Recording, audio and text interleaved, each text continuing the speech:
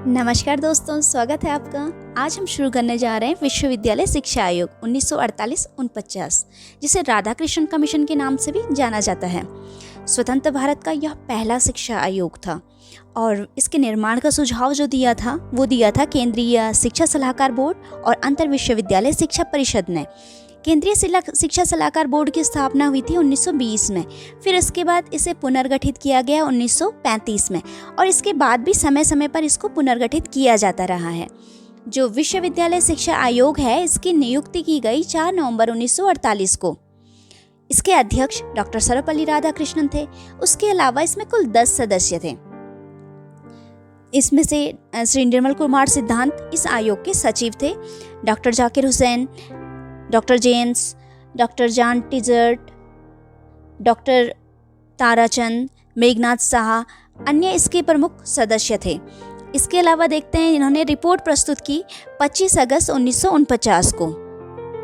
और विश्वविद्यालय शिक्षा आयोग ने शिक्षा के जो उद्देश्य बताए वो ये बताए कि युवकों में नेतृत्व क्षमता का विकास किया जाना चाहिए, जनतांत्रिक सफल प्रणाली का विकास हो, ऐसे छात्रों में वे गुण उत्पन्न किए जाएं।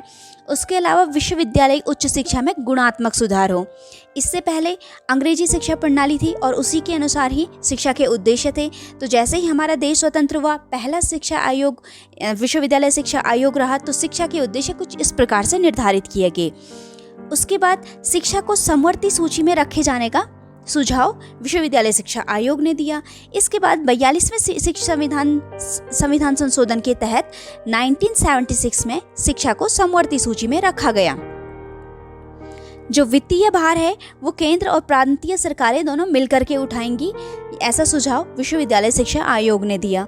उसके अलावा जो महत्वपूर्ण सुझाव दिया वह था विश्वविद्यालय अनुदान आयोग यूजीसी के गठन का सुझाव।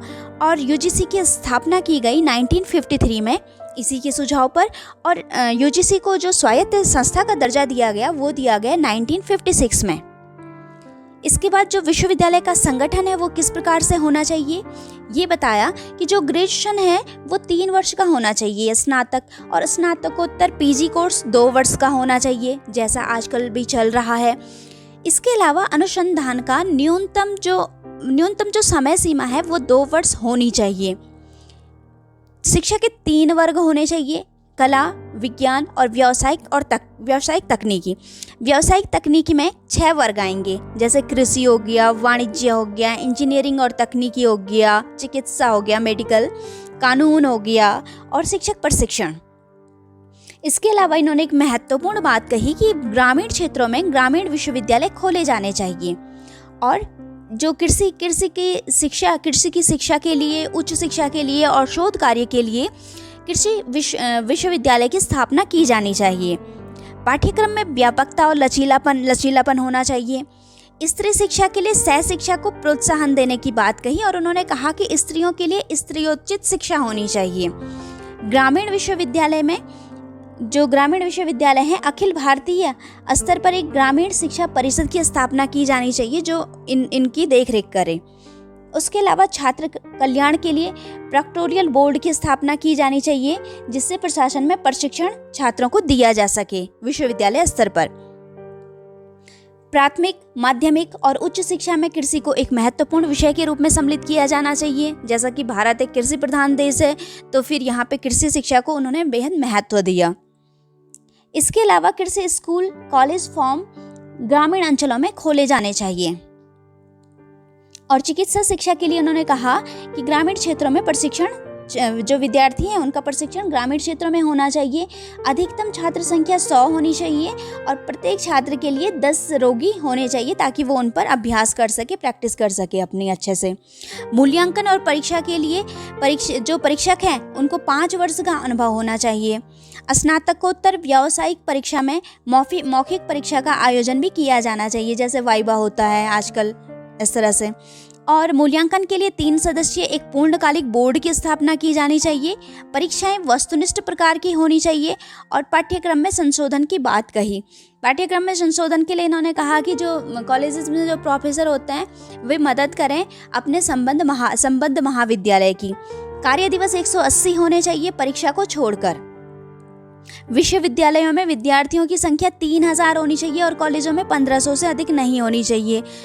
विश्वविद्यालय में जो प्रवेश की आयु है वो 18 वर्ष होनी चाहिए। जब बच्चा विश्वविद्यालय में प्रवेश करे तो वो 18 वर्ष का होना चाहिए।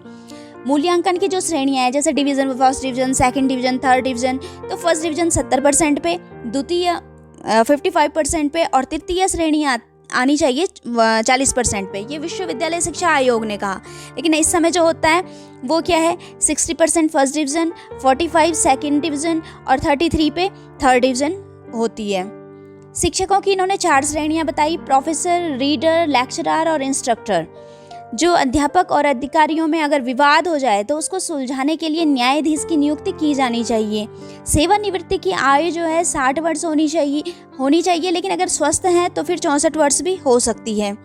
अध्ययन के लिए अवकाश मिलना चाहिए शिक्षकों को, वर्ष में एक बार में 1 वर्ष का अवकाश और पूरे सेवा काल में 3 वर्ष के अवकाश की बात विश्वविद्यालय शिक्षा आयोग ने कही।